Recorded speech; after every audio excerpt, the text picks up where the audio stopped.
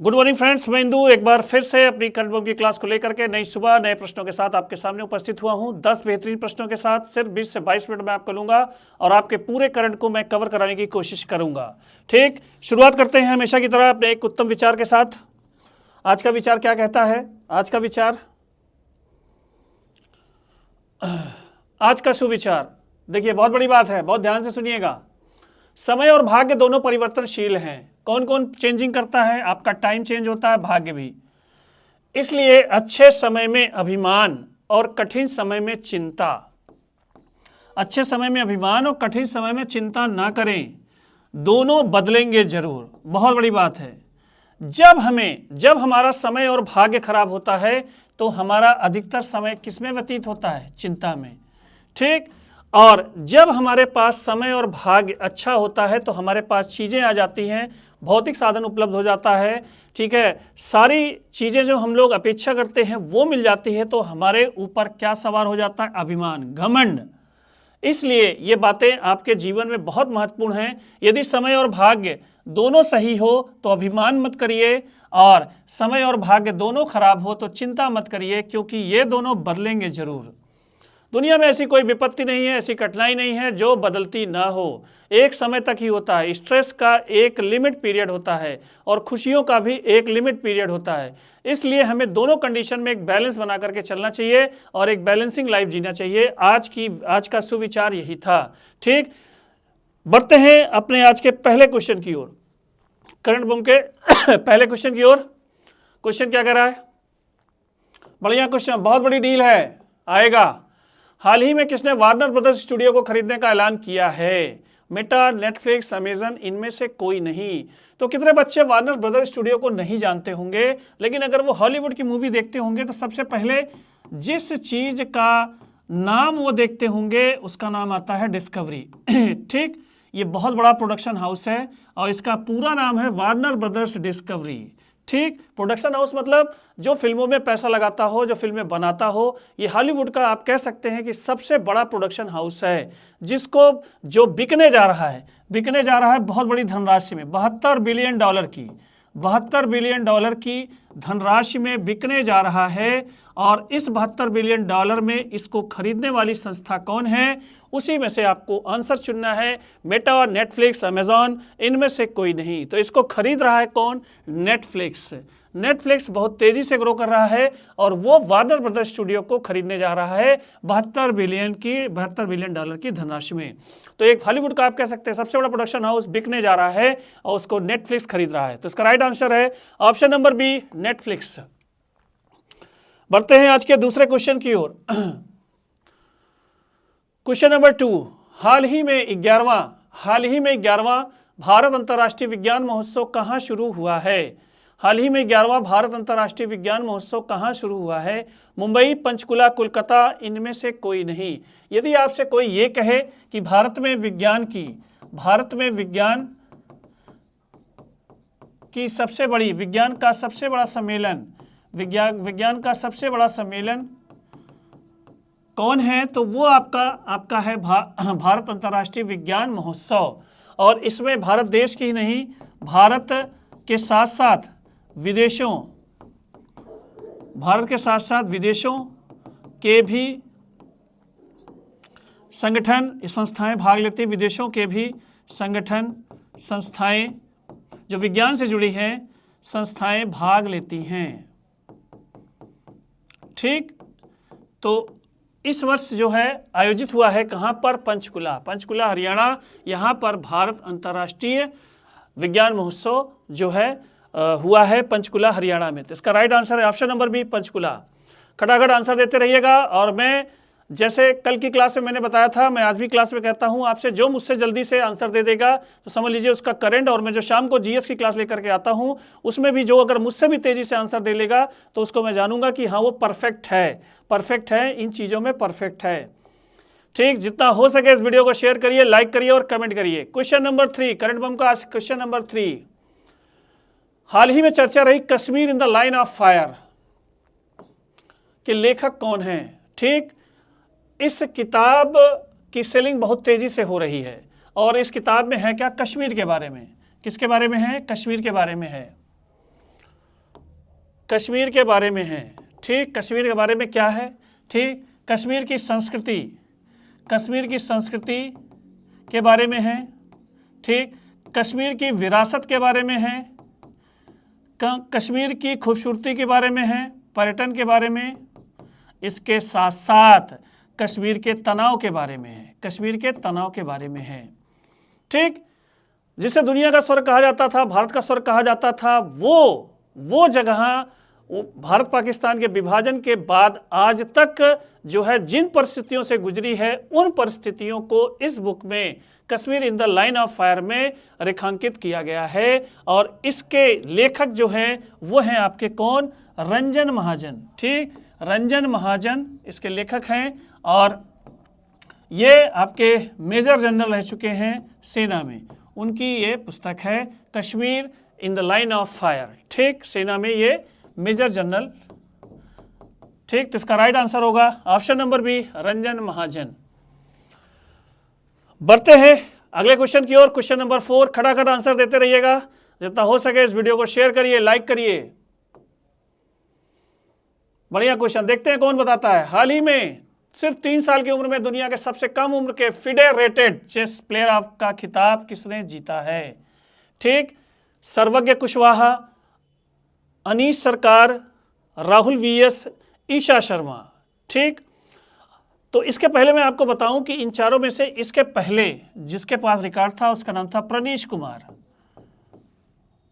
ठीक, और इस बच्चे की आयु थी 3 वर्ष 8 माह, इसी के रिकॉर्ड को। और ये कहाँ का था बच्चा? पश्चिम बंगाल का। कहाँ का था? पश्चिम बंगाल का। इसका रिकॉर्ड तोड़ा है। इन चारों में से आपको बताना है। फेडरेटेड मतलब आपका फुटबॉल की जो सबसे बड़ी संस्था है। ठीक, इसको आप अंतर्राष्ट्रीय फुटबॉल महासंघ के नाम से भी जानते हैं, सॉरी अंतर्राष्ट्रीय शतरंज महासंघ, शतरंज महासंघ के नाम से जाना जाता है। ठीक, इसने इसको जो है सबसे कम उम्र का चेस प्लेयर अवार्ड दिया है, रेटिंग दी है। और इन चारों में से कौन है? तो इसका राइट आंसर है सर्वज्ञ कुशवाहा। इसका राइट आंसर है सर्वज्ञ कुशवाहा, जिनकी उम्र सिर्फ 3 वर्ष 7 माह है। सोचिए, इस कम उम्र में फिडे को इस बच्चे को मान्यता देनी पड़ी। और ये बच्चा आपका कहाँ का है? सागर जिला। और ये सागर जिला कहाँ पे है? मध्य प्रदेश में। तो सागर मध्य प्रदेश के सर्वज्ञ कुशवाहा को फिडे ने जो है सबसे कम उम्र का जो है शतरंज चैंपियन घोषित किया है, और जिसकी उम्र सिर्फ कितनी है? 3 वर्ष 7 माह। सोचिए कितना कठिन गेम है, और इस छोटी सी उम्र में उसको फिडे ने मान्यता दी है। तो इसका राइट आंसर होगा ऑप्शन नंबर ए, सर्वज्ञ कुशवाहा। बढ़ते हैं आज के 5वें क्वेश्चन की ओर। खटाखट आंसर दीजिए। बढ़िया क्वेश्चन, आना तय है। हाल ही में भारतीय रिसर्चर्स द्वारा खोजी गई नई गैलेक्सी का नाम क्या है? अलकनंदा, गंगा, गोदावरी, महानदी। ठीक, तो सबसे पहले मैं इसका हिंदी रूपांतरण करना चाहूँगा। भारतीय शोधकर्ताओं के द्वारा खोजी गई नई गैलेक्सी मतलब हुआ आपका आकाशगंगा। ठीक, आकाशगंगा। आप लोग खड़ा आंसर पे फोकस करिए। आकाशगंगा क्या होती है? ठीक, आकाशगंगा हमारे तारों, ग्रहों, उपग्रहों, धूमकेतु, क्षुद्र ग्रहों, इन सभी का क्या होती है? समूह होती है। इन सभी का क्या होती है? समूह होती है। और हम जिस आकाशगंगा में, हम लोग का जो आपका ग्रह है पृथ्वी, जो चक्कर लगा रहा है सूरज ग्रह के, जिसका उपग्रह है आपका तारा, आपका उपग्रह जो है वो है चंद्रमा। ठीक, उस आकाशगंगा का नाम है मंदाकिनी, मिल्की वे जिसे कहा जाता है।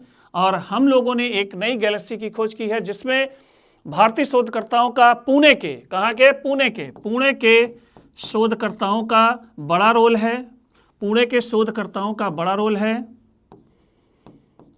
ठीक, तो हम लोगों ने खोजा है, तो हम अपने हिसाब से नाम रखे हैं। और हमने जो नाम रखा है मंदाकिनी की पड़ोसी नदी अलकनंदा। ठीक, इसी के नाम पे हमने इस नई गैलेक्सी का नामकरण किया है। तो इसका राइट आंसर होगा ऑप्शन नंबर ए, अलकनंदा। ठीक, भारतीय शोधकर्ताओं के द्वारा खोजी गई नई आकाशगंगा का नाम क्या है? अलकनंदा। बढ़ते हैं अगले क्वेश्चन की ओर। क्वेश्चन नंबर 6, इसको बताइए आप लोग, ठीक है, बढ़िया क्वेश्चन है। हाल ही में जारी भारत की हेरिटेज फुटफॉल रैंकिंग 2024-25 में कौन शीर्ष पर रहा है? सूर्य मंदिर, कुतुब मीनार, ताजमहल, इनमें से कोई नहीं। तो पहले तो प्रश्न समझिए, प्रश्न कह क्या रहा है। ठीक, प्रश्न ये कह रहा है कि हमारे यहाँ पर्यटकों की संख्या के आधार पर, पर्यटकों की संख्या के आधार पर किस स्थान पर, इसका मैं देशी रूपांतरण कर रहा हूं इस क्वेश्चन का, किस स्थान पर दर्शक सबसे अधिक आए हैं, सबसे अधिक आए हैं। ठीक, तो आप समझ गए होंगे क्वेश्चन कि इन चारों स्थलों में इन तीनों स्थलों में किस स्थान पर सबसे ज़्यादा पर्यटकों ने जो है आगमन किया है, सबसे ज़्यादा लोगों ने किस जो है ऐतिहासिक स्मारक को देखा है। तो इसका जो ऑप्शन है सूर्य मंदिर, कुतुब मीनार, ताजमहल, तो इसका लगातार हमारा ताजमहल शीर्ष पर बना हुआ है। इसका राइट आंसर है option number C, Taj Mahal. Taj Mahal हमारी एक ऐसी इमारत है जिसको देखने के लिए सबसे ज़्यादा सैलानी हर वर्ष आते हैं। तो इसका राइट आंसर होगा ऑप्शन नंबर सी, ताजमहल। तो इस रैंकिंग को ही कहा जाता है हेरिटेज फुटफॉल रैंकिंग, ठीक है, और ये 2024-25 की है, और इसमें जो हमारा जो पर्यटन स्थल है वो ताजमहल सबसे शीर्ष पर है। बढ़ते हैं अगले क्वेश्चन की ओर। क्वेश्चन नंबर 7, बढ़िया क्वेश्चन।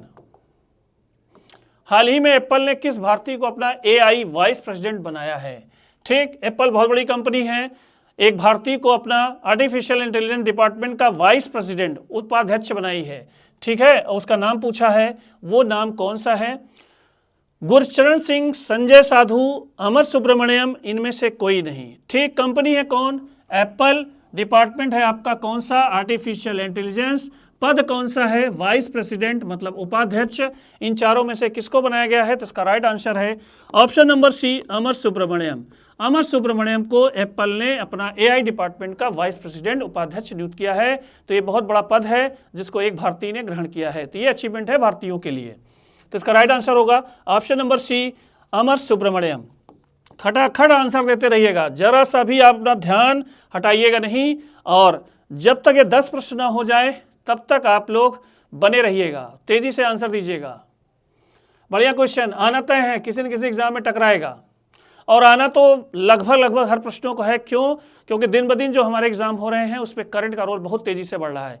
इसीलिए सभी बच्चों से मेरी अपील है कि वो सबसे ज़्यादा इस समय GS के जिस पोर्शन पे फोकस करें वो पोर्शन उनका होना चाहिए करंट अफेयर्स। ठीक, क्या है? हाल ही में विमेन पीस एंड सिक्योरिटी, ठीक, शांति एवं सुरक्षा महिला सूचकांक, इसका हिंदी रूपांतरण है 2025-26 में भारत को कौन सा स्थान मिला है? मतलब महिलाओं को शांति प्रदान करने में प्लस सुरक्षा प्रदान करने, शांति प्लस सुरक्षा प्रदान करने में भारत की रैंक कौन सी है? भारत की रैंक कौन सी है? अब आपको प्रश्न समझ में आ गया होगा, भारत की रैंक कौन सी है। ठीक, तो इसमें देखिए 4 है, 130, 131, 132, 133। तो इस भारत की जो रैंक है वो है 131वीं। कौन सी रैंक है? 131वीं है, मतलब कंडीशन खराब है, ये चीज़ ध्यान रखिएगा। ठीक, पहली पोजीशन पे है आपका डेनमार्क, और ये 181 देशों की स्थिति का विवरण है, जिसमें 181वें पे है अफगानिस्तान। ठीक, अफगानिस्तान, और भारत का इससे थोड़ा सा ऊपर स्थान है 131। ठीक, तो इस इंडेक्स से हमें सीख मिलती है कि अभी भी हमको महिलाओं की शांति और सुरक्षा के लिए बहुत काम करना पड़ेगा। ठीक है, अभी भी हमारा प्रदर्शन जो है उतना जो है तारीफ के काबिल नहीं है, तो हमें इस क्षेत्र में भी फोकस करना पड़ेगा। बढ़ते हैं अगले क्वेश्चन की ओर। क्वेश्चन नंबर 9, क्वेश्चन नंबर 9,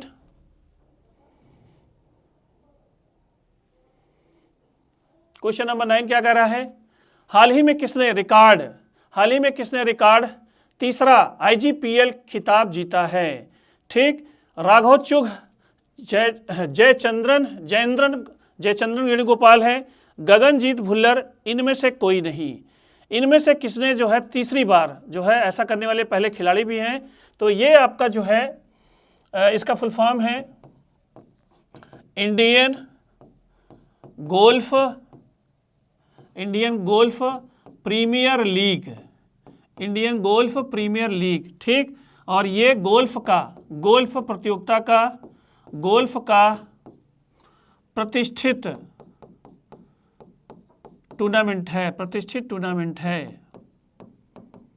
ठीक। और इसको इस बार जीता है लगातार तीसरी बार किसने? गगनजीत भुल्लर ने, और इन्होंने रिकॉर्ड भी बनाया है।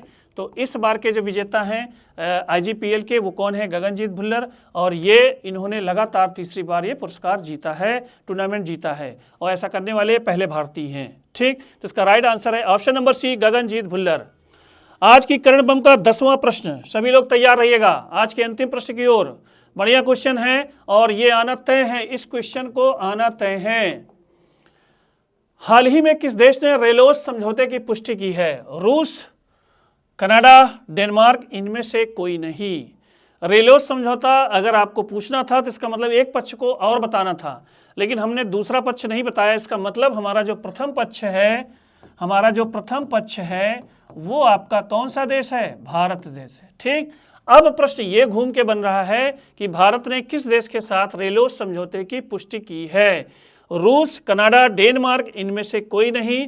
तो ये जो आपका देश है जिसके साथ हमने रेलोस समझौता किया है वो आपका देश कौन सा है? रशिया, ठीक। तो द्वितीय पक्ष आपका जो है वो आपका द्वितीय पक्ष आपका है रूस, द्वितीय पक्ष है आपका रूस। और ये समझौता यदि आपसे कोई पूछे कि ये समझौता किस क्षेत्र में हमने किया है, तो हमारा ये क्षेत्र जो है वो है रसद सामग्री, ठीक। रसद सामग्री मतलब क्या हुआ? खान पान, खाद्य वस्तुओं का ये समझौता है, खाद्य वस्तुओं का यह समझौता है, खाद्य वस्तुओं का यह समझौता है, ठीक। तो ये प्रश्न है कि रेलोस समझौता किसके किसके बीच में? भारत और रशिया के बीच में। किस चीज़ पर? यह है तो रसद सामग्री के ऊपर हमने ये समझौता किया है, ठीक। तो ये थे आज के करंट बम के 10 प्रश्न। ये प्रश्न आपको कैसे लगे जरूर शेयर करिएगा, जितना हो सके इस वीडियो को शेयर करिए, लाइक करिए, कमेंट करिए, और इसके साथ साथ आप सजेशन भी दीजिए। आज के लिए इतना ही, धन्यवाद।